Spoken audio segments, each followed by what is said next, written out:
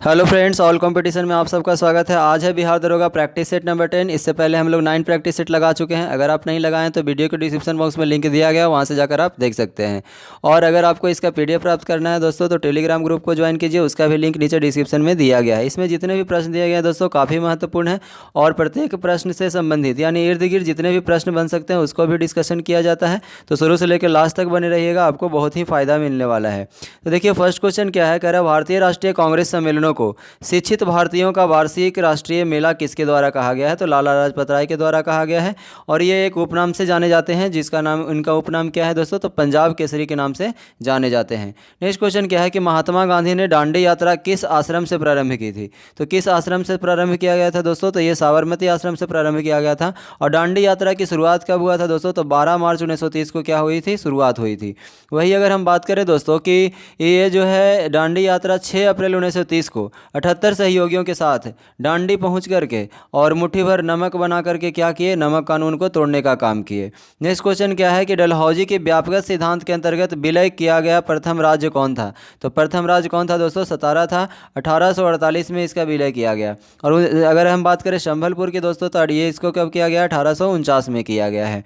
Next question क्या है कि कह रहा है कि इस आंदोलन के दौरान प्रथम बार वंदे मातरम का व्यापक स्तर पर प्रयोग किया गया।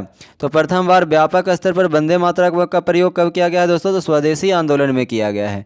और इस आंदोलन में इतना बड़े पैमाने पर इसको यूज किया गया दोस्तों, जिसके कारण क्या हुआ कि राष्ट्रीय गीत के रूप में यह जो है क्या हुआ कि यह गीत पूरे राष्ट्रीय आंदोलन का जो है प्रतीक बन गया।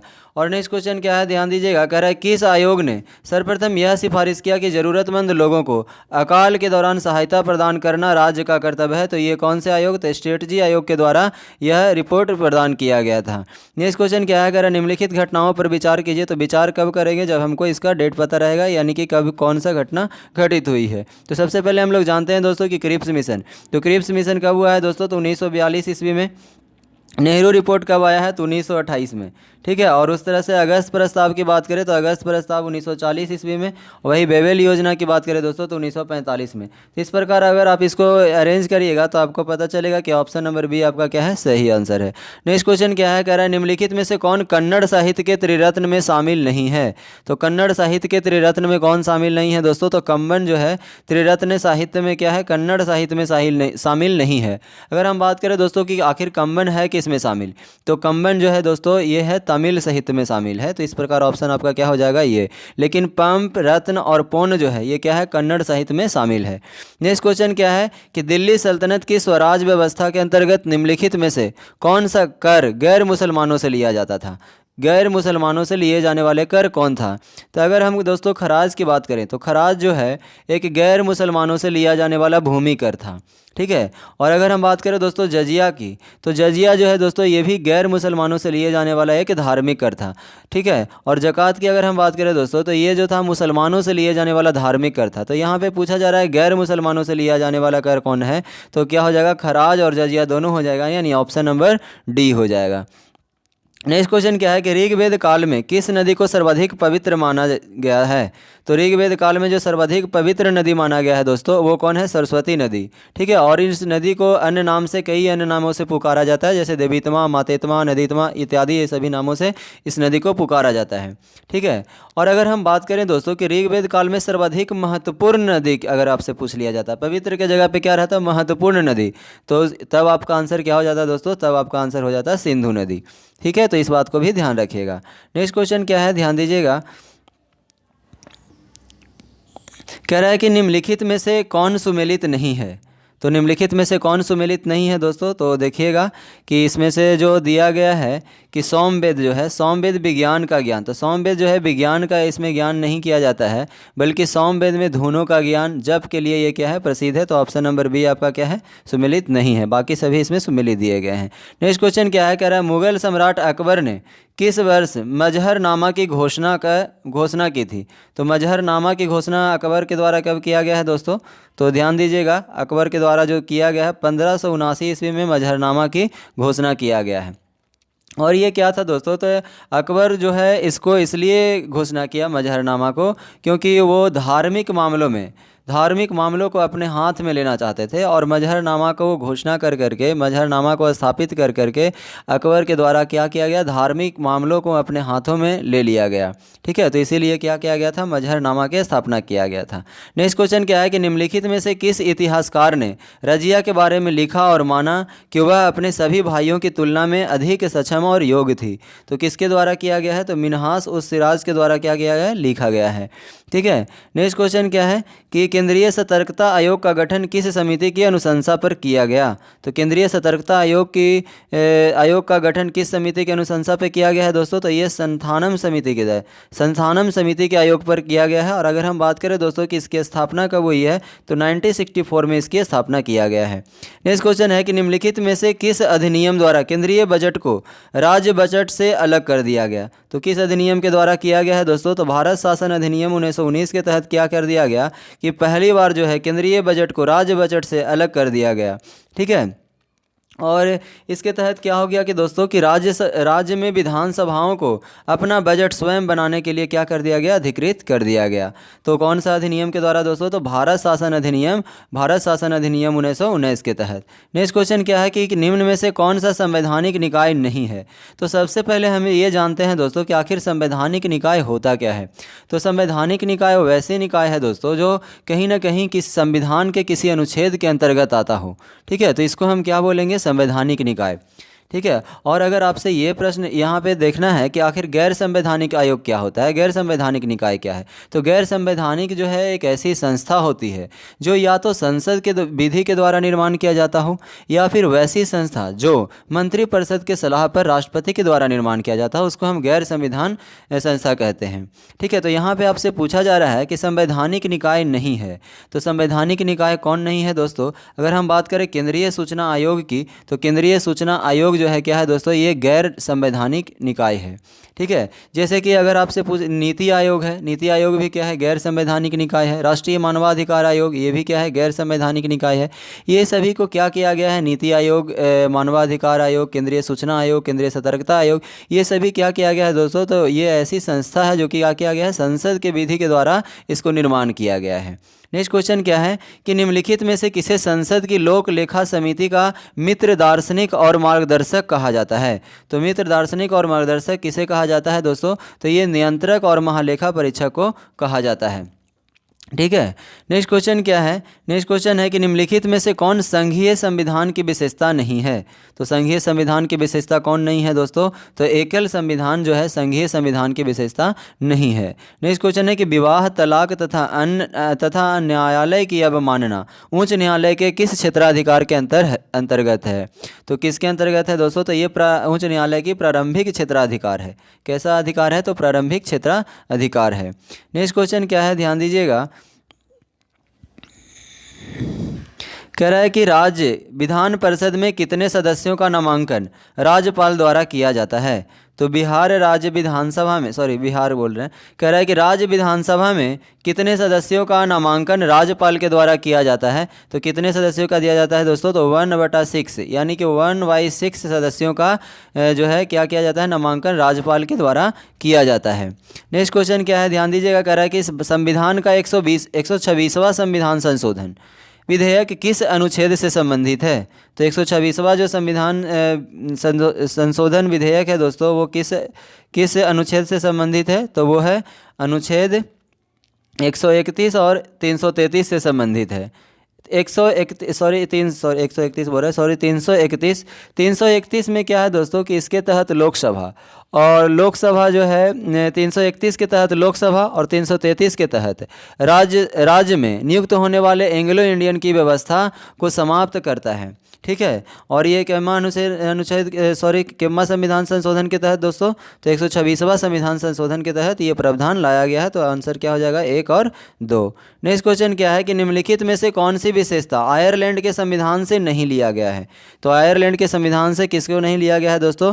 तो केंद्र द्वारा राज्यपाल की नियुक्ति जो है आयरलैंड के संविधान से नहीं लिया गया है, बल्कि ये कहाँ से लिया गया है? तो ये कनाडा से लिया गया है। नेक्स्ट क्वेश्चन क्या है कि आपात उपबंध का संबंध संविधान के किस भाग से है? तो आपात उपबंध है दोस्तों, वो संविधान के भाग 18 से संबंधित है। उसी तरह से अगर आपसे पूछ लिया जाता कि निर्वाचन का संबंध कौन से भाग से है, तो भाग 15 से है। राजभाषा का संबंध भाग 17 से है। और संविधान संशोधन का संबंध किससे है, तो भाग 20 से है। ये सभी को ध्यान रखिएगा। नेक्स्ट क्वेश्चन है कि निम्नलिखित में से कौन सा कीटों से प्राप्त नहीं किया जाता है। तो कीटों के द्वारा कौन प्राप्त नहीं किया जाता है दोस्तों, तो इनमें से सभी जो हैं वो क्या है, जैसे रेशम, मोती, शहद, ये सभी जो है क्या है, कीटों से प्राप्त नहीं किए जाते हैं। नेक्स्ट क्वेश्चन क्या है, निम्नलिखित में से कौन सा सही नहीं है, यानी कि कौन जो है गलत मिलान किया गया है, ये आपसे पूछा जा रहा है। तो अगर हम बात करें दोस्तों कलिंग पुरस्कार की, तो कलिंग पुरस्कार 1951 नहीं बल्कि 1952 में जो है 52 से विज्ञान के क्षेत्र में दिया जाना प्रारंभ हुआ। नेक्स्ट क्वेश्चन क्या है कि रविन्द्रनाथ टैगोर को गीतांजलि किसका संग्रह है। रविंद्रनाथ टैगोर की गीतांजलि किसका संग्रह है, तो गीतांजलि में किसका संग्रह है दोस्तों, तो कविताओं का यह संग्रह है। ठीक है, और इस पुस्तक के लिए रविन्द्रनाथ टैगोर को पहली बार 1913 ईस्वी में नोबेल पुरस्कार से नवाजा गया। इस बात को भी ध्यान रखिएगा। नेक्स्ट क्वेश्चन क्या है दोस्तों कि निम्नलिखित में से किस शहर को भारत का शून्य मिल केंद्र के नाम से जाना जाता है। शून्य मिल केंद्र के नाम से जाना जाता है किसे, तो नागपुर को जाना जाता है। ठीक है, नागपुर को जाना जाता है। नेक्स्ट क्वेश्चन है कि भारत में सूचना का अधिकार अधिनियम कब अधिनियमित किया गया है। तो सूचना का अधिकार अधिनियम जो किया गया है दोस्तों 15 जून 2005 को किया गया है। ठीक है, 15 जून 2005 को किया गया है। नेक्स्ट क्वेश्चन क्या है कि संयुक्त राष्ट्र सुरक्षा परिषद के अस्थायी सदस्यों की कार्य अवधि कितनी होती है। तो सबसे पहले तो हम जानते हैं दोस्तों कि संयुक्त राष्ट्र सुरक्षा परिषद जो होते हैं उसमें क्या होता है कि 10 जो सदस्य होते हैं वो अस्थायी होते हैं और 5 सदस्य जो होते हैं अस्थायी सदस्य होते हैं। तो जो 10 अस्थायी सदस्य होते हैं उसकी कार्यकाल कितना होता है दोस्तों, तो 2 वर्ष होता है। ठीक है, तो इस बात को भी ध्यान रखना है। नेक्स्ट क्वेश्चन क्या है कि बेटन कप एवं रंगास्वामी कप किस खेल के प्रमुख शब्दावली हैं। तो किस खेल के हैं दोस्तों, तो बेटन कप और रंगास्वामी कप जो है दोस्तों ये हॉकी के प्रमुख शब्दावली हैं। कुछ और भी प्रमुख शब्दावली जान लीजिए, जैसे कि अगर आपसे फुटबॉल का कहे तो Durand cup, Rovers cup, Merdeka cup, ये सभी किससे है दोस्तों, तो फुटबॉल से संबंधित है। वही अगर गोल्फ का पूछा जाता है, जैसे Ryder cup, Dunhill cup, circuit cup, Walker cup, ये सभी किससे है दोस्तों, तो गोल्फ से है। और बैडमिंटन का पूछा जाता है नागर कप, अमृत दीवान कप, ठीक है, चड्डा कप, ये सभी क्या है दोस्तों, तो ये जो है बैडमिंटन से संबंधित शब्दावली है। नेक्स्ट क्वेश्चन ध्यान दीजिएगा,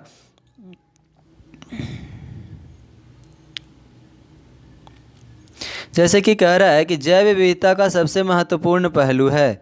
तो जैव विविधता का सबसे महत्वपूर्ण पहलू क्या है दोस्तों, तो यह है पारिस्थितिकी तंत्र का निर्वहन करना जो है इसका प्रमुख पहलू है। नेक्स्ट क्वेश्चन है कि निम्नलिखित में से कौन एक प्रवाल विरंजन का सबसे अधिक प्रभावी कारक है। तो कौन है दोस्तों, सागरीय जल के समान तापमान में क्या करना, वृद्धि करना। सागरीय जल के समान तापमान में वृद्धि करना ही इसका क्या है, सबसे अधिक प्रभावी कारक है। नेक्स्ट क्वेश्चन ध्यान दीजिएगा, निम्नलिखित आर्द्र क्षेत्रों में किन्हें रामसर का दर्जा प्राप्त है। तो किन्हें रामसर का दर्जा प्राप्त है दोस्तों, तो नंदा झील, वाखिरा वन्य जीव अभयारण्य, पिचम्बरम मैनग्रोव, चिल्का झील, ये सभी को क्या है, रामसर का दर्जा प्राप्त है। और तो ऑप्शन नंबर क्या हो जाएगा, बी हो जाएगा। अगर हम बात करें दोस्तों कि वर्तमान में भारत में कुल कितने ऐसे स्थल हैं जिसे रामसर भूमि का रामसर स्थल में शामिल किया गया है, तो टोटल अभी वर्तमान में 75 स्थल हैं। ठीक है, इस बात को भी ध्यान रखिएगा। नेक्स्ट क्वेश्चन है कि हाल ही में भारत की पहली निजी ट्रेन सेवा की शुरुआत की गई, उसका उपनाम क्या है। तो उसका उपनाम क्या है दोस्तों, तो भारत गौरव है। ठीक है, नेक्स्ट क्वेश्चन क्या है कि भारतीय राष्ट्रीय राजमार्ग प्राधिकरण में किस राष्ट्रीय राजमार्ग पर बिटुमिनस कंक्रीट सड़क का निर्माण कर गिनीज वर्ल्ड रिकॉर्ड बनाया गया है। तो गिनीज वर्ल्ड रिकॉर्ड बनाया गया है किस पे, तो NH-53 को बनाया गया है। नेक्स्ट क्वेश्चन है कि नामसाई घोषणा पत्र का संबंध किस राज्यों से है। नामसाई घोषणा पत्र का संबंध किन राज्यों से है दोस्तों, तो ये है असम, अरुणाचल प्रदेश का जो है। ठीक है, नेक्स्ट क्वेश्चन क्या है, असम, अरुणाचल प्रदेश का। नेक्स्ट क्वेश्चन ध्यान दीजिए, कह रहा है किस मंत्रालय द्वारा मिशन शक्ति की शुरुआत की गई है। तो महिला एवं बाल विकास मंत्रालय के द्वारा किया गया है दोस्तों, तो मिशन शक्ति का शुरुआत किया गया है। और इसका उद्देश्य क्या है दोस्तों, तो महिलाओं की सुरक्षा सुरक्षा और सशक्तिकरण को बढ़ाने हेतु जो है इस योजना की शुरुआत किया गया है। और किसके द्वारा किया गया है, तो महिला एवं बाल विकास मंत्रालय के द्वारा शुरू किया गया है। नेक्स्ट क्वेश्चन है, अग्निपथ योजना के अंतर्गत कितनी अधिक आयु के आवेदक उम्मीदवार कर सकते हैं। तो अग्निपथ योजना रक्षक योजना जो है दोस्तों, इसमें कितने से कितने वर्ष के कर सकते हैं, तो 17 से 21 वर्ष, यानी अधिकतम पूछ रहा है आपसे, तो क्या हो जाएगा आंसर 21 वर्ष। नेक्स्ट क्वेश्चन है कि भारत का पहला अमृत सरोवर किस राज्य में बनकर तैयार हुआ है। तो भारत का पहला अमृत सरोवर जो बनकर के तैयार हुआ है दोस्तों, वो कहाँ हुआ है, उत्तर प्रदेश में हुआ है। नेक्स्ट क्वेश्चन क्या है, एलिजाबेथ वार्न किस देश की नई प्रधानमंत्री बनी है। तो एलिजाबेथ वार्न जो बनी है दोस्तों, वो फ्रांस की नई प्रधानमंत्री बनी है। और अगर हम आपसे ये पूछ लें दोस्तों कि फ्रांस के राष्ट्रपति कौन है, तो क्या आप नहीं बताइएगा, जरूर बताइएगा, इमैनुअल मैक्रोन है। कौन है, इमैनुअल मैक्रोन, इमैनुअल मैक्रोन है। ठीक है, इस बात को ध्यान रखिएगा। कहाँ का, तो फ्रांस के ये राष्ट्रपति हैं। और प्रधानमंत्री तो आपको पता ही है, एलिजाबेथ वार्न। नेक्स्ट क्वेश्चन क्या है, ध्यान दीजिएगा, कह रहा हाल ही में किसे प्रथम लता दीनानाथ मंगेशकर पुरस्कार से सम्मानित किया गया है। तो किसे सम्मानित किया गया है दोस्तों, तो प्रधानमंत्री नरेंद्र मोदी को क्या किया गया है, इस अवार्ड से सम्मानित किया गया है। नेक्स्ट क्वेश्चन है, राजस्थान के नायडारा में विश्व की सबसे ऊंची भगवान शिव की प्रतिमा को स्थापित किया जा रहा है, जिसका नाम क्या रखा गया है दोस्तों, तो इसका नाम रखा गया है स्टैचू ऑफ बिलीफ। क्या रखा गया है, स्टैचू ऑफ बिलीफ। और ये कहाँ स्थापित किया जा रहा है दोस्तों, तो राजस्थान में किया जा रहा है। ठीक है, और इसकी लंबाई कितनी होगी दोस्तों, तो 351 फीट जो है ऊंची प्रतिमा है। और इस प्रतिमा के बन जाने के बाद विश्व की सबसे ऊंची प्रतिमा जो है का ये निर्माण किया गया है। नेक्स्ट क्वेश्चन क्या है कि हिंदी भाषा में MBBS कोर्स शुरू करने वाला देश का पहला राज्य कौन बन गया है। हिंदी भाषा में MBBS कोर्स शुरू करने वाला देश का पहला राज्य कौन बन गया है दोस्तों, तो मध्य प्रदेश बन गया है। ठीक है, नेक्स्ट क्वेश्चन क्या है कि वैश्विक शांति सूचकांक 2022 में कौन सा देश का प्रथम स्थान है। तो वैश्विक शांति सूचकांक 2022 में देश का प्रथम स्थान कौन रखता है दोस्तों, तो आइसलैंड रखता है। ठीक है, कौन, आइसलैंड। और अगर हम बात करें दोस्तों कि भारत का स्थान कितना है, तो भारत का जो स्थान है दोस्तों 135वां है। ठीक है, इस बात को भी ध्यान रखिएगा। नेक्स्ट क्वेश्चन है, ओनली वन अर्थ विषय के साथ 2022 में कौन सा दिवस मनाया गया है। ओनली वन अर्थ विषय के साथ कौन सा दिवस मनाया गया है दोस्तों, तो पर्यावरण दिवस मनाया गया है। और पर्यावरण दिवस जो मनाया जाता है दोस्तों, प्रति वर्ष 5 जून को मनाया जाता है। और इस बार इसका क्या थीम है रहा है दोस्तों, तो इस बार जो इसका 2022 का जो थीम रहा है, ओनली वन अर्थ रहा है। ठीक है, नेक्स्ट क्वेश्चन है कि 19वां नैम शिखर सम्मेलन 2023 का आयोजन कहाँ किया गया है। 19वां नैम शिखर सम्मेलन 2023 का आयोजन कहाँ किया गया है, तो युगांडा में किया गया है। और इस संगठन की जो नैम जो संगठन है दोस्तों, इसकी स्थापना की बात करें तो इसकी स्थापना 1961 में किया गया है। ठीक है, और ये टोटल 120 देशों का क्या है, संगठन है। नेक्स्ट क्वेश्चन है कि जनवरी 2023 में संविधान उद्यान को स्थापित किया गया है। तो संविधान उद्यान को कहाँ स्थापित किया गया है दोस्तों, तो राजस्थान के जयपुर में इसका उद्घाटन किया गया है। नेक्स्ट क्वेश्चन है कि Dada Saheb Phalke international film award में किसे सर्वश्रेष्ठ फिल्म अवार्ड मिला है। तो किसे मिला है दोस्तों, तो शेरशाह को मिला है। ठीक है, किसे मिला है, शेरशाह को। अगर आपसे ये प्रश्न पूछ लिया जाता है दोस्तों कि फिल्म ऑफ द ईयर का खिताब किसने जीता है, तो फिल्म ऑफ द ईयर का खिताब जो है पुष्पा द राइज जीता है। ठीक है, इस बात को भी ध्यान रखिएगा। नेक्स्ट क्वेश्चन है, अक्टूबर 2022 में आए शीतरंग चक्रवात या तूफान का नामकरण किस देश ने किया है। तो किस देश के द्वारा किया गया है दोस्तों, तो थाईलैंड के द्वारा किया गया है। ठीक है, और ये जो है पश्चिम बंगाल और बांग्लादेश के क्षेत्रों में जो है अक्टूबर में ये तो चक्रवात आया था, इस बात को भी ध्यान रखिएगा। नेक्स्ट क्वेश्चन है, तो आपसे पूछा जा सकता है इसमें क्वेश्चन में दोस्तों कि जो शतरंग जो तूफान आया था, ठीक है, शतरंग जो तूफान आया उससे प्रभावित होने वाले भारत के कौन से राज्य हैं। तो आपको ध्यान रखना है कि पश्चिम बंगाल है। ठीक है, नेक्स्ट क्वेश्चन क्या है कि आर्थिक सर्वेक्षण 2022-23 के अनुसार भारत में सर्वाधिक FDI किस देश को प्राप्त हुआ है। तो सर्वाधिक FDI किस देश को प्राप्त हुआ है दोस्तों, तो सिंगापुर को हुआ है। नेक्स्ट क्वेश्चन है कि नंदा झील कि जिसे हाल ही में रामसर सूची में शामिल किया गया है, किस राज्य में स्थित है। तो नंदा झील जो हाल ही में रामसर सूची में शामिल किया गया है वो कौन से राज्य में है, तो वो गोवा में है। ठीक है, नेक्स्ट क्वेश्चन क्या है कि सितंबर 2022 में भारत ने किस देश के साथ शिक्षा के क्षेत्र में सहयोग हेतु समझौता किया है। शिक्षा के क्षेत्र में सहयोग होती समझौता किसने किया है? तो UAE के द्वारा किया गया है। नेक्स्ट क्वेश्चन क्या है, ध्यान दीजिएगा।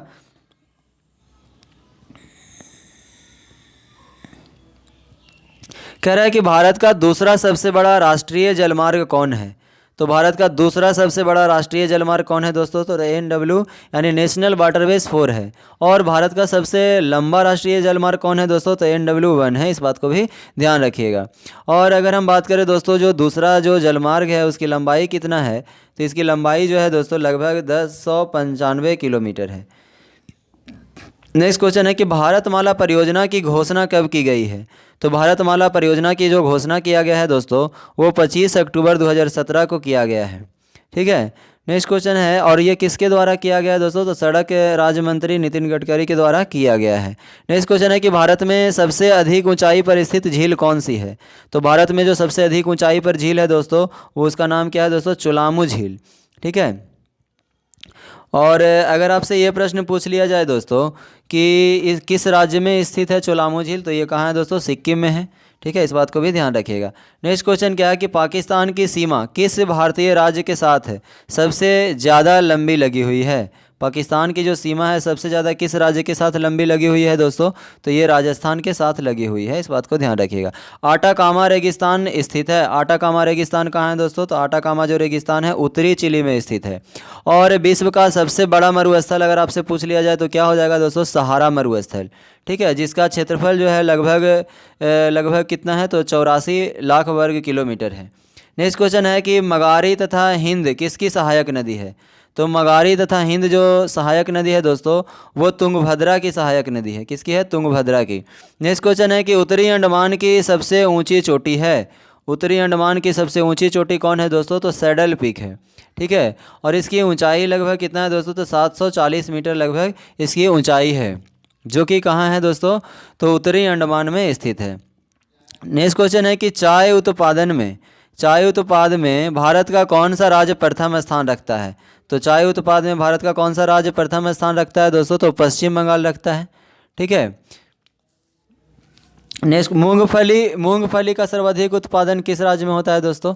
तो सबसे ज़्यादा कहाँ होता है? उत्तर प्रदेश में एवं गुजरात में, इस बात को भी ध्यान रखिएगा। नेक्स्ट क्वेश्चन है कि भारत का कौन सा राज्य 100% विद्युतीकरण रेलवे नेटवर्क वाला भारत का पहला राज्य बन गया है? तो कौन बन गया है दोस्तों? तो हरियाणा बना है। ठीक है। नेक्स्ट क्वेश्चन क्या है कि हाल ही में सारा थॉमस का निधन हो गया है, जिनका संबंध किससे है? तो सारा थॉमस का निधन हो गया, वो क्या थे? लेखक थे दोस्तों। ठीक है। नेक्स्ट क्वेश्चन क्या है कि वार एंड वोमेन पुस्तक के लेखक कौन है? वार एंड वोमेन पुस्तक के जो लेखक हैं M.A. हसन है। कौन है? M.A. हसन। नेक्स्ट क्वेश्चन है कि अफिंडेक्स 2023 सैन्य अभ्यास का आयोजन कहाँ किया गया है? तो अफिंडेक्स सैन्य अभ्यास का आयोजन कहाँ किया गया है दोस्तों? पुणे में किया गया है। और ये जो सैन्य अभ्यास है दोस्तों किसके कौन कौन से देश के बीच होता है? तो ये भारत और दक्षिण अफ्रीका के बीच होता है। ठीक है, भारत और दक्षिण अफ्रीका के बीच होता है। और ये कैसा अभ्यास है? तो एक सैन्य अभ्यास है। ठीक है, कहाँ आयोजित किया गया है? तो पुणे में आयोजित किया गया है। और ये कैसा अभ्यास था? तो 9 दिवसीय सैन्य अभ्यास था। ठीक है, जिसका उद्देश्य क्या था? तो समग्र सैन्य को सहयोग को क्या करना? विस्तार करना। नेक्स्ट क्वेश्चन क्या है कि विश्व कविता दिवस कब मनाया जाता है? तो विश्व कविता दिवस जो मनाया जाता है दोस्तों 21 मार्च को मनाया जाता है। ठीक है, और इसका उद्देश्य क्या है? विश्व में कविताओं के लेखन तथा प्रकाशन को क्या करना? प्रोत्साहित करना। नेक्स्ट क्वेश्चन क्या है कि IQ एयर रिपोर्ट के अनुसार भारत का सबसे प्रदूषित देशों में कौन सा है? ठीक है, यानी IQ रिपोर्ट के अनुसार भारत का स्थान प्रदूषित देशों में कितना स्थान पे है? ये आपसे पूछा जा रहा है। तो 8वां स्थान पे है दोस्तों। ठीक है, कौन से स्थान पे? तो 8वां स्थान पे है। और वही अगर हम बात करें दोस्तों पहला स्थान पे कौन है? तो पहला स्थान पे है चाड। ठीक है, कौन है? चाड। और जो तीसरा स्थान पे है दोस्तों वो कौन है? पाकिस्तान जो है कितना स्थान पे है? तो तीसरा स्थान पे है, यानी 3rd रैंक पे पाकिस्तान है। इस बात को ध्यान रखिएगा। नेक्स्ट क्वेश्चन है कि ऊर्जा संरक्षण के सिद्धांत के संबंध में कौन सा कथन सही है? तो ऊर्जा संरक्षण के सिद्धांत की बात करें दोस्तों तो जो कथन दिया गया है ऑप्शन नंबर डी वो क्या है? सही है। ऊर्जा का न तो निर्माण किया जा सकता है और न ही उसे नष्ट किया जा सकता है। नेक्स्ट क्वेश्चन क्या है? कह रहा है एक समान वेग से चलती किसी वस्तु का त्वरण होगा तो एक समान वेग से चलती हुई किसी वस्तु का जो त्वरण होगा दोस्तों वो क्या होगा, शून्य होगा। नेक्स्ट क्वेश्चन है कि जब एक कार एक मोड़ लेती है तो वह कौन सा बल है जिसमें जो है हमें बाहर की ओर धक्का देता है। तो कौन है दोस्तों, वो है अपकेंद्रीय बल। नेक्स्ट क्वेश्चन है कि बोरोसिलिकेट ग्लास बर्तन का माइक्रोवेव ओवन में प्रयोग किया जाता है क्योंकि। तो किसके लिए क्यों प्रयोग किया जाता है दोस्तों, क्योंकि यह जो होता है अत्यधिक ऊष्मारोधी होती है, इसी कारण इसको माइक्रोवेव ओवन में प्रयोग किया जाता है। नेक्स्ट क्वेश्चन है कि किस विस्फोट के कारण समुद्र के तल पर बनने वाली लहरें होती है। कह रहा है विस्फोट के कारण समुद्र तल पर बनने वाली लहरें होती है, कैसे होते हैं तो दोस्तों अनुदैर्घ्य होते हैं। लेकिन अगर यही आपसे पूछ लिया जाता कि समुद्र के सतह पर बनने वाली लहरें होती है, यहाँ पे विस्फोट अगर आपसे क्वेश्चन में नहीं रहता तो आपका क्या हो जाता, अनुप्रस्थ तरंगे। ठीक है, तो इस बात को भी ध्यान रखिएगा, छोटा सा माइनर मिस्टेक से क्या हो जाता है, अगर ध्यान से क्वेश्चन नहीं पढ़िएगा आपका गलत हो जाएगा। तो अगर विस्फोट क्वेश्चन में नहीं रहता है दोस्तों तो क्या हो जाएगा, अनुप्रस्थ, याद रखिएगा। नेक्स्ट क्वेश्चन है कि बादलों के गर्जन के दौरान किस प्रकार का ऊर्जा स्थानांतरण होता है। तो बादलों के गर्जन के दौरान किस प्रकार का ऊर्जा का स्थानांतरण होता है दोस्तों, तो ये होता है गतिज ऊर्जा प्रकाश और ध्वनि ऊर्जा में रूपांतरित होती है। नेक्स्ट क्वेश्चन क्या है कि निम्नलिखित में से कौन सा इलेक्ट्रोमैग्नेटिक के बारे में सत्य नहीं है। तो इलेक्ट्रोमैग्नेटिक के बारे में कौन सत्य नहीं है दोस्तों, तो ध्रुवीकरण नहीं किया जा सकता है, इलेक्ट्रोमैग्नेटिक का ध्रुवीकरण नहीं किया जा सकता है। नेक्स्ट क्वेश्चन है धातु का वह गुण जिसके कारण उसे तार के रूप में ढाला जा सकता है। तो तन्यता यानी डक्टिलिटी के कारण क्या किया जा सकता है, उसको तार के रूप में ढाला जा सकता है। और अगर हम बात करें जो तो दोस्तों कि सबसे ज़्यादा जो डक्टाइल मेटल है वो कौन है दोस्तों, सोना है। और इसी के कारण हम लोग क्या करते हैं, बहुत ही कम मात्रा को क्या करते हैं, ज्वेलरी बना देते हैं, इसके डक्टिलिटी गुण के कारण ही। नेक्स्ट क्वेश्चन क्या है कि H2O2 + Cl2 है, ठीक है, और रिएक्शन क्या उसको मिला है 2HCl + O2 अभिक्रिया किया। तो H2O2 किसके रूप में कार्य कर रहा है यहाँ पे, तो ये जो H2O2 है दोस्तों ये एक अपचायक के रूप में काम कर रहा है, ठीक है। और अपचायक क्या है दोस्तों, तो अपचायक उसे कहते हैं जिसमें क्या होता है, इलेक्ट्रॉन का त्याग करता है। और ऑक्सीकारक किसे कहते हैं, तो जिसमें जो इलेक्ट्रॉन को क्या करे, ग्रहण करे, उसी को कहेंगे। ठीक है, तो यहाँ पे कैसा H2O2 किसके रूप में काम कर रहा है, तो एक अपचायक के रूप में काम कर रहा है, यानी कि ये इलेक्ट्रॉन को त्याग रहा है। नेक्स्ट क्वेश्चन क्या है, ध्यान दीजिएगा, कह रहा है कि निम्नलिखित में से कौन सा कथन जो है वो गलत है। ठीक है, निम्नलिखित में से कौन सा कथन है दोस्तों वो गलत है, आपको चुनना है गलत कथन को। तो ध्यान दीजिएगा, कह रहा है कि सोडियम हाइड्रोक्साइड की क्षारीय प्रकृति सोडियम आयनों की उपस्थिति के कारण होती है। ये क्या है दोस्तों, ये गलत दिया हुआ है। ठीक है, नेक्स्ट क्वेश्चन क्या है कि मिट्टी की अम्लीय प्रकृति निम्न में से किसकी सांद्रता द्वारा दर्शाई जाती है। तो मिट्टी की अम्लीय प्रकृति जो है किसकी सांद्रता के कारण दर्शाई जाती है दोस्तों, तो हाइड्रोजन की सांद्रता के कारण जो है दर्शाई जाती है। मिट्टी के अगर पीएच मान की बात करें दोस्तों तो इसका मान जो होता है 6.5 से क्या होता है, कम होता है। ठीक है, और जो अगर मान लिया जाए मिट्टी का जो पीएच मान है, ठीक है, अगर 6.5 से कम है तो इसको हम क्या बोलेंगे, अम्लीय मृदा का बोलेंगे। ठीक है, नेक्स्ट क्वेश्चन क्या है कि निम्नलिखित में से कौन सी एक रासायनिक अभिक्रिया नहीं है। तो कौन है जो एक रासायनिक अभिक्रिया नहीं है दोस्तों, तो पानी का वाष्प में रूपांतरण, पानी का वाष्प में रूपांतरण क्या है दोस्तों, एक रासायनिक अभिक्रिया नहीं है। नेक्स्ट क्वेश्चन क्या है कि निम्न में से कौन सा एसिड कार बैटरी में प्रयोग किया जाता है। तो एसिड कार बैटरी में कौन प्रयोग किया जाता है, तो सल्फ्यूरिक एसिड जो है दोस्तों प्रयोग किया जाता है। सल्फ्यूरिक एसिड को हम कैसे लिखते हैं, तो फॉर्मूला क्या होता है, तो H2SO4 होता है। ठीक है, नेक्स्ट क्वेश्चन क्या है, ध्यान दीजिएगा, कह रहा है श्वेत फास्फोरस अंधेरे में किस कारण से दीप्त होता है। तो श्वेत फास्फोरस अंधेरे में किस कारण से दीप्त होता है दोस्तों, तो ये मंद ऑक्सीकरण के कारण होता है। नेक्स्ट क्वेश्चन है कि लिक्विड पेट्रोलियम गैस के घटकों में निम्न में कौन शामिल है। तो कौन शामिल है दोस्तों, तो यहाँ पे देखिएगा कि प्रोपेन शामिल है, ब्यूटेन शामिल है और ब्यूटालीन शामिल है। एलपीजी के घटकों में कौन शामिल है दोस्तों, तो प्रोपेन, ब्यूटेन और ब्यूटालीन शामिल है, यानी ऑप्शन नंबर क्या हो जाएगा, 2, 3 और 4, 2, 3, 4, यानी ऑप्शन नंबर क्या हो जाएगा, डी हो जाएगा। अगर हम बात करें दोस्तों मीथेन की, ठीक है, तो मीथेन क्या है दोस्तों, सीएनजी का प्रमुख घटक है। ठीक है, ध्यान रखिएगा। नेक्स्ट क्वेश्चन है कि संचारण की समस्या को कम करने के लिए निम्नलिखित में से कौन सा तरीका प्रयोग में लाया जाता है। तो संचारण के समस्या को कम करने के लिए यहाँ पे हम देख रहे हैं कि पेंटिंग एना पेंटिंग, एना कोडिंग, उसके बाद गैल्वीकरण और मिश्र धातु का निर्माण। ये जो है यानी कि 1, 2, 3 और 5, 1, 2, 3 और 5 किस में है दोस्तों? तो ये ऑप्शन नंबर बी आपका सही हो जाएगा।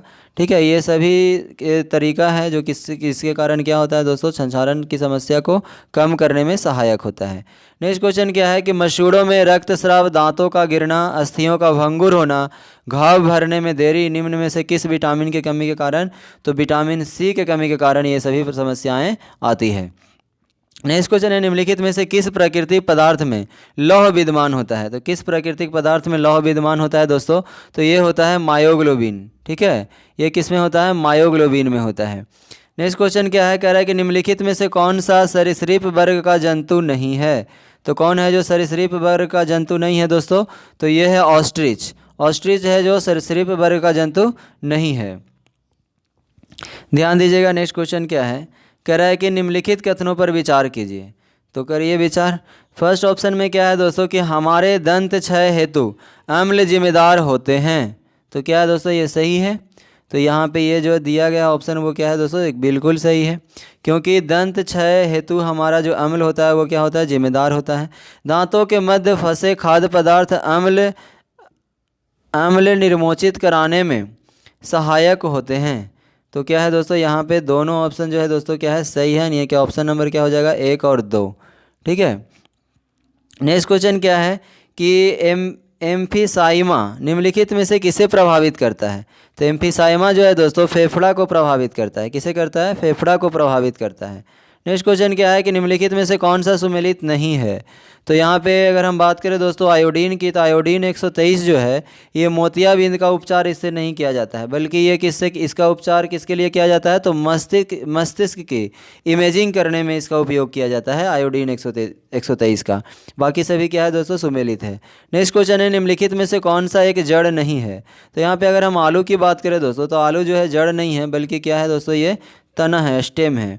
नेक्स्ट क्वेश्चन है कि निम्नलिखित में से कौन सा रासायनिक यौगिक तंबाकू के धुएं में पाए जा सकते हैं?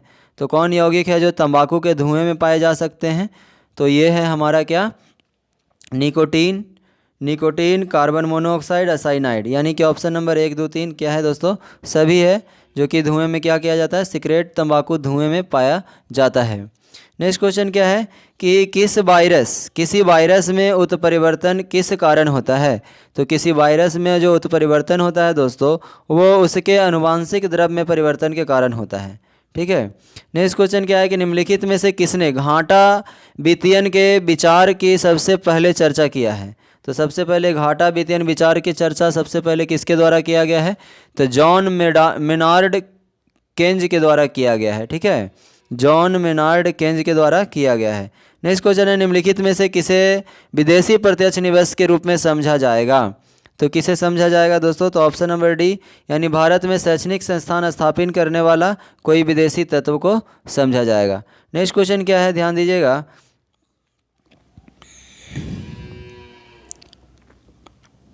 अल्प विकसित अर्थव्यवस्था की विशेषता निम्नलिखित में से कौन सी है? तो अल्प विकसित अर्थव्यवस्था की विशेषता कौन है दोस्तों? तो है प्रति व्यक्ति निम्न आय होना चाहिए। ठीक है, और अगर हम बात करें तो प्राथमिक क्षेत्र में अधिक कार्यबल होना चाहिए। तो यानी ऑप्शन नंबर क्या हो जाएगा? ए, 1 और 4। नेक्स्ट क्वेश्चन है कि भारतीय जनजाति सहकारी विपणन विकास परिसंघ टेरिफाइड का गठन कब किया गया है? तो किसका गठन कब किया गया है दोस्तों? तो 1987 में इसका क्या किया गया है? गठन किया गया है। ठीक है, और नेक्स्ट क्वेश्चन क्या है? और ये आज का लास्ट क्वेश्चन है दोस्तों। उम्मीद करते हैं ये प्रैक्टिस सेट आपको काफ़ी अच्छा लग रहा होगा। अगर आप चैनल पे नए हैं तो चैनल को सब्सक्राइब करके लाइक कर दीजिए और बेल आइकन को जरूर दबा लीजिए, ताकि आगे आने वाले जितने भी प्रैक्टिस सेट है उसका नोटिफिकेशन आपको मिलता रहे। नेक्स्ट क्वेश्चन क्या है कि भारतीय औद्योगिक वित्त निगम द्वारा ऋण उपलब्ध करवाता है। तो किसके द्वारा करवाया जाता है दोस्तों? तो निजी क्षेत्रों के उद्यमों को द्वारा, और अगर हम बात करें तो सहकारी क्षेत्रों के उद्यमों के द्वारा, यानी ऑप्शन नंबर ए और बी। और ध्यान रखिएगा दोस्तों, इसमें जितने भी मैथ का प्रश्न दिया गया है अभी छोड़ दिया जा रहा है, एग्जाम से पहले आपको मौसम मैम के द्वारा करवाया जाएगा, तो इस बात को ध्यान रखिएगा। उम्मीद करते हैं ये प्रैक्टिस सेट आपको काफ़ी अच्छा लगा होगा। धन्यवाद, मिलते हैं अगले प्रैक्टिस सेट में।